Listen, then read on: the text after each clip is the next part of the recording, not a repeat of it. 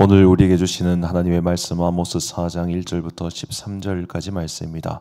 아모스 4장 1절부터 13절까지 말씀. 이제 봉독하겠습니다. 하나님의 말씀 경청하십시오.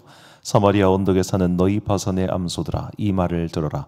가난한 사람들을 억압하고 빈궁한 사람들을 짓밟는 자들아, 저희 남편들에게 마실 술을 가져오라고 조르는 자들아, 주 하나님이 당신의 거룩하심을 두고 맹세하신다. 두고 보아라, 너희에게 때가 온다. 사람들이 너희를 갈고리로 깨어 끌고 갈 날, 너희 남은 사람들까지도 낚시로 깨어 잡아갈 때가 온다. 너희는 무너진 성 틈으로 하나씩 끌려 나가서 하르몬의 내동쟁이 젖을 것이다. 주님께서 하신 말씀이다. 너희는 베델로 몰려가서 죄를 지어라. 길갈로 들어가서 더욱더 죄를 지어라. 아침마다 희생제물을 바치고 사흘마다 11조를 바쳐 보아라. 또 누룩 넣은 빵을 감사제물로 불살라 바치고 큰 소리로 알리면서 자원제물을 드려보아라. 이스라엘 자손아, 바로 이런 것들이 너희가 좋아하는 것이 아니냐. 주 하나님이 하신 말씀이다. 내가 너희가 사는 모든 성읍에서 끼닛거리를 남기지 않고 너희가 사는 모든 곳에서 먹거리가 떨어지게 하였다. 그런데도 너희는 나에게로 돌아오지 않았다. 주님께서 하신 말씀이다. 그래서 추수하기 3달 전에 내리는 비도 너희에게는 내리지 않았다. 또 내가 어떤 성읍에는 비를 내리고 어떤 성읍에는 비를 내리지 않았다. 어떤 들녘에는 비를 내리고 어떤 들녘에는 비를 내리지 않아서 가뭄이 들었다. 두세 성읍의 주민들이 물을 마시려고 비틀거리며 다른 성읍으로 몰려갔지만 거기에서도 물을 실컷 마시지는 못하였다. 그런데도 너희는 나에게로 돌아오지 않았다. 주님께서 하신 말씀이다. 내가 입마른 병과 깐부기 병을 내려서 너희를 치고 너희의 정원과 포도원을 황폐하게 하였다. 너희의 무화과 나무와 올리브 나무는 메뚜기가 삼켜버렸다. 그런데도 너희는 나에게로 돌아오지 않았다. 주님께서 하신 말씀이다. 내가 옛날 이집트에 전염병을 내린 것처럼 너희에게도 내렸다. 내가 너희의 젊은이들을 칼로 죽였으며 너희의 말들을 약탈당하게 하였다. 또 너희 진에서 시체 썩는 악취가 올라와서 너희의 코를 찌르게 하였다. 그런데도 너희는 나에게로 돌아오지 않았다. 주님께서 하신 말씀이다. 나 하나님이 옛날에 소돔과 고모라를 뒤엎은 것처럼 너희의 성읍들을 뒤엎었다. 그때 너희는 불 속에서 끄집어낸 나무 조각처럼 되었다. 그런데도 너희는 나에게로 돌아오지 않았다. 주님께서 하신 말씀이다. 그러므로 이스라엘아, 내가 너에게 다시 그렇게 하겠다. 바로 내가 너에게 이렇게 하기로 작정하였으니 이스라엘아, 너는 너의 하나님을 만날 준비를 하여라. 산을 만드시고 바람을 창조하시고 하시고자 하는 것을 사람에게 알리시고 여명을 어둠으로 바꾸시고 땅의 높은 곳을 밟고서 걸어다니시는 분, 그분의 이름은 주 만군의 하나님이시다. 아멘. 돈으로는 못 가는 하나님 나라라는 제목으로 하나님의 말씀 선포하겠습니다. 최근 이제 국제 뉴스에 관심을 가지신 분들은 이스라엘과 이란 사이에 계속해서 전쟁이 일어나고 있는 것을 아실 겁니다. 자, 이란 정확히 이제 1979년 이후에, 그러니까 이란 혁명 이후에 이란과 그 이전에 이란은 조금 다른 나라입니다만, 이란 사람들에게 지금도 가슴 속에 타오르고 있는 아주 그 대단한 자부심이 있는데, 그것은 바로 그들이 페르시아 제국의 후예라고 하는 자부심입니다. 그러니까 우리가 볼 때는 뭐 이란이나 사우디아라비아나 다 무슬림 국가에다가 다 아랍 국가처럼 보이지만, 이란 사람들은 자기를 아랍인이라고 부르면 굉장히 모욕적으로 느낀다고 합니다. 왜냐하면 아랍 사람들과 이란 사람들은 언어 계통 자체가 완전히 다르기 때문입니다. 그러니까 이란 사람들은 이란어라고 하는 거대한 그 어군의 하나인 거죠. 예를 들어 이제 우리나라가 우랄 알타이어 계통이듯이 그런 식으로 이란어라고 하는 따로 계통이 있습니다. 그래서 이제 저도 이제 공부하면서 알게 된 건데, 이 메소포타미아 문명사를 공부하면은 이상하게 메소포타미아 문명의 그 종착, 그러니까 종점을 언제로 보냐면 바벨로니아가 무너지면서 메소포타미아 문명도 무너졌다고 그렇게 봅니다. 바벨로니아를 무너뜨린 게 페르시아잖아요. 그러니까 페르시아의 등장은 메소포타미아 문명 세계의 한 종막을 이루는 장이라는 겁니다. 그만큼 그들은 서로 다른 나라, 다른 민족이라는 겁니다. 자, 그런데 이 이란에서 발흥한 종교가 있는데 바로 조로아스터교예요. 그러니까 조로아스터교는 그 메소포타미아 문명의 다신교와 달리 일신교입니다. 그러니까 우리가 믿는 여호와 신앙과 되게 유사한 게 있어요. 근데 정확히는 이제 일신교라고 하기엔 조금 뭐하는데, 거기 조로아스터교는 두 개의 신이 있다고 합니다. 그 선한 신이 있고 악한 신이 있어요. 그래서 성도들이, 이 지상에 사는 성도들이 선한 행동을 하면은 선한 신이 힘을 얻어가지고 악한 신을 무찌를 수 있다. 이게 이제 조로아스터교의 교리인데, 자, 그렇기 때문에 전혀 다른 문화권, 어떻게 보면 이제 그때부터 종교에 있어서 윤리적인 행동이 조금씩 드러나기 시작합니다. 그러니까 다신교 문화권과 일신교 문화권의 가장 분명한 차이가 뭐가 있냐면, 성도에게 윤리적인 행위를 요구하느냐 요구하지 않느냐가 가장 큰 차이입니다. 다신교 문화권에서는 윤리적인 행동을 그렇게 요구하지 않습니다. 왜냐하면 그들이 섬긴다고 하는 신들이 윤리적인 행동을 하지 않기 때문입니다. 자, 그럼 그들은 무엇을 요구하는가? 성도들한테 돈을 주면 된다고 하는 거예요. 자, 그래서 이렇게 비교할 수 있겠습니다. 이방의 신들은 말합니다. 돈을 다오. 그러면 너에게 더 많은 돈을 줄게. 근데 여호와 신앙, 야훼 신앙, 하나님 신앙은 이겁니다. 정의와 자비를 베풀어라. 그럼 내가 너에게 자비를 베풀어 주겠다. 자, 우리에게는 돈이 필요합니다. 돈은 좋은 것이고 돈을 나쁘다고 할 수는 없습니다. 모든 경제활동은 우리가 이 땅을 살아가는데 반드시 필요한 것이기 때문에 그 경제활동 자체가 악하다고는 말할 수 없습니다. 돈 그 자체도 악한 거 아니고, 돈은 어떻게 보면 가치 중립적인 어떤 도구라고 볼 수 있겠죠. 문제는 그 도구가 보통 도구가 아니기 때문에 우리가 거기에 마음을 빼앗긴다는 게 문제인 겁니다. 자, 그렇기 때문에 이방의 그 어떤 다신교 문화권에서는 너희가 예를 들어 돈 10만 원 주면 내가 그 100만 원을 돌려줄게. 이게 다신교 문화권의 보통 행태라는 겁니다. 그래서 그런 곳에서 항상 신들에게 돈을 갖다 주고 뭐하고 이런 것들이 꽤 발달했죠. 예를 들어 이웃나라 일본 같은 경우는, 제가 그 고양이를 까먹었는데, 이렇게 보면 고양이가 이렇게 해가지고 다모네키였던가 하여튼 이렇게 하고 있는 거 보실 거예요. 그 인형 귀여운 거 있어요. 그게 뭐냐면 돈을 불러와 준다는 거예요. 중국 문화권에 가보면 배 뿔뚝 나온 아저씨가 복자 써 있고 거기에 돈 주는 거. 그러니까 다문화권에서는 돈 주면 돈이 나와요. 그리고 많이 나와요.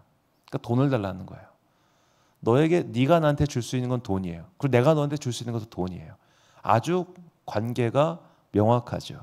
자, 이렇게 돈을 주고 돈을 더 받는 이런 식의 거래 관계, 이런 식의 신앙생활에 익숙해져 버린 이스라엘 민족들이 하나님도 그렇게 섬기고 있는 것이 오는 본문의 현실이라는 겁니다. 자, 오늘 본문 4절과 5절 말씀을 보면, 너희는 베델에 가서 범죄하며 길갈에 가서 죄를 더하며 아침마다 너희 희생을 3일마다 너희 11조를 드리며 누룩 넣은 것을 불살라 수은제로 드리며 낙헌제를 소리내어 선포하려무나 이스라엘 자손들아, 이것이 너희가 기뻐하는 바니라. 주 여호와의 말씀이니라.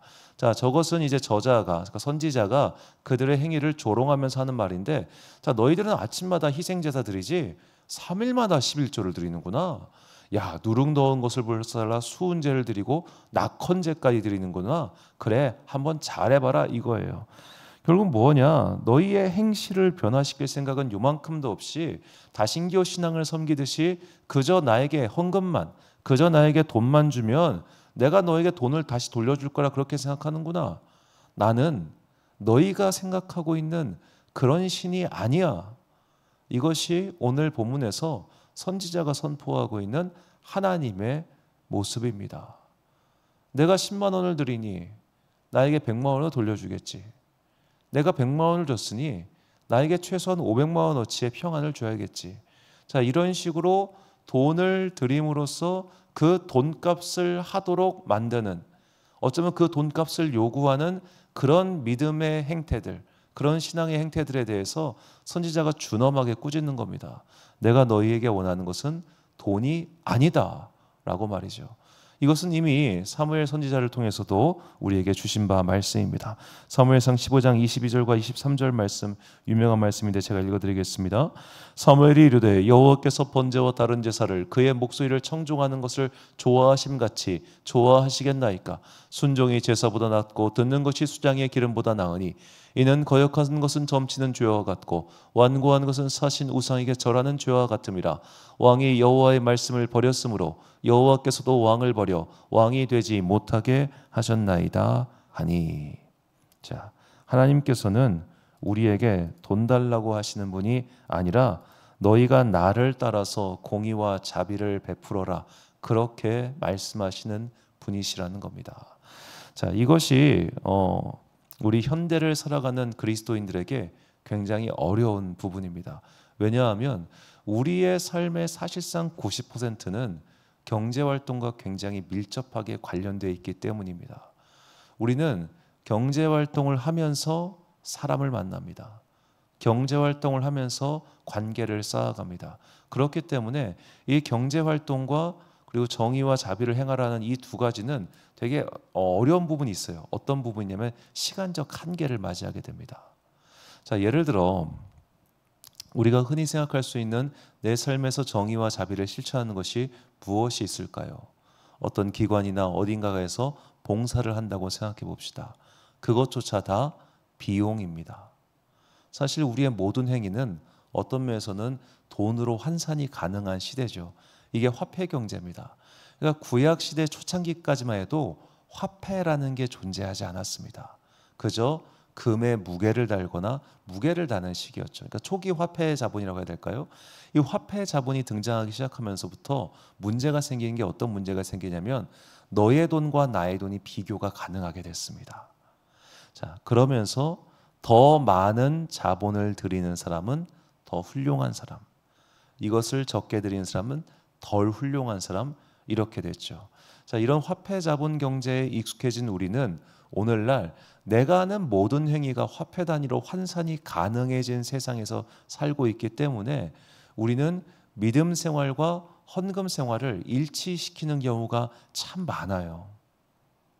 내가 헌금 생활을 잘하면 그만큼 나는 믿음이 좋은 사람이고, 헌금 생활을 덜하면 그만큼 혹시 나는 하나님께 게으른 사람은 아닌가, 그렇게 생각할 때가 정말 많다는 겁니다. 이게 모든 것이 다 경제활동을 치환될 수 있는 이 현대사회의 아주 중요한 특징입니다. 자, 이런 세상 속에서 예수님께서는 이렇게 말씀하세요. 마태복음 23장 23절 세번역 성경을 읽어드리겠습니다. 율법학자들과 바리새파 사람들아, 위선자들아, 너희에게 화가 있다. 너희는 박하와 회양의 근처에 11조원 드리면서 정의와 자비와 신의와 같은 율법의 더 중요한 요소들은 버렸다. 그것들도 소홀히 하지 않아야 했지만 이것들도 마땅히 행해야 했다. 자, 우리가 그저 11조 드렸으니까 난 다 했지, 뭐 헌금했으니까 다 했지, 하나님께서는 이런 거를 요구하시는 게 아니라는 겁니다. 자, 우리가 사도 바울의 편지를 보면 그런 말이 나옵니다. 사도 바울이 아버지가 자녀를 위해 재물을 준비하지 자녀가 아버지를 위해 재물을 준비하냐? 하나님께서 너희들에게 그런 걸 요구하시는 게 아니다 라는 말을 분명히 합니다. 그 말을 왜 하냐면 사도 바울이 이제 지진이 나가지고 그쪽 지역에 어려운 교회를 돕기 위해서 고린도 교회에게 헌금을 요청을 해요. 너희가 이렇게 헌금을 해가지고 그 어려운 교회를 도와줬으면 좋겠어. 이렇게 해서 편지를 보냈는데 당연히 사람들이 입이 대빨 나옵니다. 우리도 살기 힘들어 죽겠는데 왜 남 보고 도와주라고 하는 거야? 그렇게 하면 너 나한테 우리한테 돈 요구하는 거 아니야? 막 온갖 말들이 돌았겠죠. 요즘처럼. 그때 이제 사도 바울이 그런 말 쓰는 거예요. 고린도 후서에서 하나님께서는 너희의 재물을 요구하시는 게 아니야. 너희가 너희의 가진 것을 포기함으로써 그것이 너희의 하나님께서 기뻐하신 행위가 되는 거야 라는 걸 이야기를 합니다. 자, 우리가 돈이 없어 하나님의 일을 못한다, 천만에요. 하나님께서는 돌들로도 소리를 지르게 하시는 것처럼 하시고자 하신 일을 반드시 하십니다. 그분께서는 우리의 돈을 요구하시는 게 아니라 우리의 중심과 우리의 마음을 요구하시는 거죠. 우리가 그것을 표현할 수 있는 어찌 보면 가장 편한 방법이 그저 헌금일 뿐입니다. 그리고 헌금은 반드시 교회에만 하는 것도 아닙니다. 우리가 신명기에 11조 사용의 원칙을 보면 이 땅에 가난한 사람들에게 하는 모든 것이 다 11조입니다. 그러니까 가난한 레위인이나 성막의 여러 가지 예물을 위해서나 혹은 여러분들 주변에 있는 그런 가난한 사람들을 위해서 사용하는 모든 것이 다 헌금이고 11조입니다. 그런데 왜 그렇게 하지 못하는가? 우리가 정작 가난한 사람에게 내가 직접 돈을 주면 어떤 관계가 형성되겠습니까? 일종의 상하 관계가 형성이 됩니다. 그래서 돈이 참 어려운 거예요. 믿음 생활과 돈은 정말 어려운 관계에 있습니다. 그래서 돈과 구원이라고 하는 아주 중요한 신앙의 타이틀도 있는데 나중에 그건 제가 좀 시간 있을 때 좀 길게 설명을 드리겠고요. 자, 우리가 오늘 신앙생활에서 꼭 배워야 됐고 잊지 말아야 될 것은 돈을 많이 헌금하면 헌금할수록 이상하게 내 마음도 교만해집니다. 진짜입니다. 내가 작은 교회에서 예를 들어 헌금을 가장 많이 하는 성도라고 가정해 봅시다. 생각만 해도 기분이 좋은데 그럼 그때부터 모든 것이 다 나의 간섭거리입니다. 모든 것이 다. 왜요? 내 피 같은 돈이 들어갔잖아요. 내 헌금으로 그 교회 운영비의 절반을 댄다고 생각해 보십시오. 이 교회는 내 겁니다. 그 어느 것도 내 허락과 내 판단 없이는 아무것도 할 수 없는 교회를 만들 수 있습니다. 그런 교회들, 자그마한 교회들 중에 많습니다. 자, 그렇게 됐을 때 이미 사실 그분은 처음부터 그럴 사람 아무도 없죠. 그 많은 돈을 어떻게 처음부터 그까지 그 교회, 그게 뭐 그렇게 중요하겠습니까? 처음엔 다 하나님을 바라보고 시작을 했는데 세월이 지나니까 잊어져 있는 거예요. 그래서 예수님께서는 우리가 이것도 하되 너희가 가장 중요한 믿음의 본질, 하나님의 뜻을 따라 자비와 공의를 행하는 것, 이것을 잊지 말라고 하신 겁니다. 우리가 정말로 하나님을 기쁘시게 하는 것이 무엇인가 내 삶에서 항상 고민하지 않으면 우리도 어느샌가 바리새인들처럼 그저 겉은 멀쩡하고 겉은 그냥 교회의 장로고 참 신실하고 그런 사람인데 속은 아무것도 없는 텅 빈 사람 될 수 있거든요. 우리가 그런 것들을 항상 거리를 두고 또 염려하고 스스로를 돌아보기 위해서 항상 하나님의 말씀 앞에 서서 오늘 내가 어떤 행동을 하고 살아야 되는지를 생각하고 그 뜻을 따라가는 여러분과 제가 되시기를 주님의 이름으로 축원합니다. 유명한 말씀 미가서 6장 6절과 8절 말씀을 우리가 잠목소리로 봉독하겠습니다. 시작. 내가 무엇을 가지고 여호와 앞에 나아가며 높으신 하나님께 경배할까? 내가 번제물로 1년 된 송아지를 가지고 그 앞에 나아갈까? 사람아, 주께서 선한 것이 무엇임을 내게 보이셨나니 여호와께서 내게 구하시는 것은 오직 정의를 행하며 인자를 사랑하며 겸손하게 내 하나님과 함께 행하는 것이 아니냐. 아멘. 사랑하는 지혜빛 광성교회 성도 여러분, 그리고 이 새벽 함께 깨우고 계신 귀한 주님의 자녀 여러분, 오늘 내가 나의 삶 속에서 실천할 수 있는 자비와 정의와 사랑은 무엇인지 항상 그것부터 먼저 생각하고 실천합시다. 나 헌금 많이 하잖아. 그래요. 그건 귀한 믿음입니다. 그러나 하나님은 그것만을 요구하시는 게 결코 아닙니다. 오히려 헌금 안 해도 당신의 삶 속에서 자비와 정의와 공의를 열심히 실천하고 있다면 그것만으로도, 아니 어쩌면 그것이 더 하나님을 기쁘시게 하는 행동일 수 있습니다. 또 그리고 그런 사람은 헌금을 안 할 도리가 없어요. 내 주변에 가난하고 어려운 사람이 있는데 어떻게 그를 위해서 내 지갑을 열지 않겠습니까? 그러므로 자꾸만 그런 어떤 간단한 거, 쉬운 거, 그러면서 나의 이름을 드높일 수 있는 그런 것에 집착하지 마시고 오늘 나의 삶 속에서 내가 인내하고 사랑하고 이해해주고 용서해주고 용납해주고 품어주는 이 모든 그리스도를 닮은 행동들이 정말로 하나님을 기쁘시게 하며 그리고 하나님께 영광을 돌린다는 것을 잊지 마시고 나를 드려 주님께 바치는 마음으로 오늘 자비와 정의와 공의와 사랑을 행하는 그런 여러분과 제가 되시기를 주님의 이름으로 축원합니다. 기도하겠습니다. 사랑과 내가 풍성하신 아버지 하나님, 우리는 돈이 전부인 세상에 살다 보니까 내가 돈 들였으면 됐지, 내가 헌금했으면 됐지, 그렇게 생각하면서 이 땅을 살아가면서 하나님을 기쁘시게 할 수 있는 자비와 정의와 공의에 대해서는 그렇게 진지하게 생각하지 않았음을 이 시간 고백합니다. 내가 이 교회에서 헌금 제일 많이 하는 사람인데, 내가 이 교회에서 재정에 이만큼을 담당하고 있는 사람인데 라는 마음이 혹시라도 내 안에 있다면 주님 성령의 불로 그 쓸데없고 악한 마음을 모두 불태워 주옵소서. 하나님께서 오늘 나에게 바라시는 것은 돈이 아니라 정의롭고 자비로운 하나님 닮은 삶이라는 것을 잊지 않게 하시고 오늘 나의 삶의 자리에서 열심히 최선을 다하여 빛의 자녀로서 살아가게 하여 주옵소서.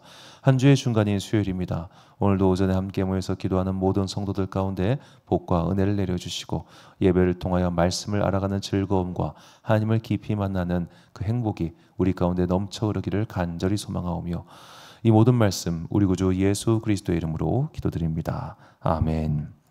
오늘의 기도 제목입니다. 하나님께서는 돈이 아닌 삶을 원하십니다. 하나님께서 좋게 보지 않으실 것 같은 내 삶의 모양은 무엇이 있는지 돌아보고 그것을 버릴 수 있도록 마음의 결단을 도와달라고 기도하십시오. 오늘 주신 기도의 제목 가지고 기도와 묵상에 힘쓰는 하루 되시길 바랍니다. 기도하겠습니다.